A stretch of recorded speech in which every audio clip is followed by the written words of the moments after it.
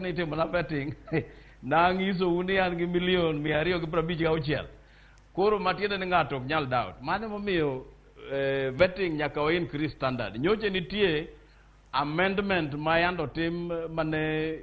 move days mag vetting kowuok 14 days to 28 to gima ne ok gitimo ni ne ok gimiyo vetting committee authority mar luongo documents kuonde moko mopogore opogore iyudo ka ng'ati penjo ni ato miwacho ni nidhi kangaroo school miyudo ni to report mwayudo kani to wacho ni yudo di magi ng'eni kotundo kanyo to ka speaker wacho ni onge requirement ni ng'ato kodhi e cabinet to nyaka bed gi degree to ere kaka inyalo tero ji e cabinet mok understand policies manyalo konyo jopiny sani ng'eni economy mar Kenya ok tim maber omiyo dwaro joma tiyo matek mariek machalo kaka ministers kata cabinet secretaries ma yocho uro nego machalo jok professor ma inje rito education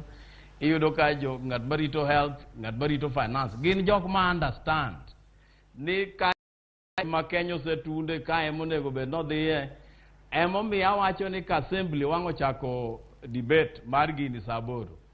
to ni onego gi reject kata mana jomoko apar mani ng'eni be manyalo puonjo ker moro amora mopogore gi Ruto kabiro biro ni seche miyiero ji kok iyiero ji matimbegi beyo matimbegi straight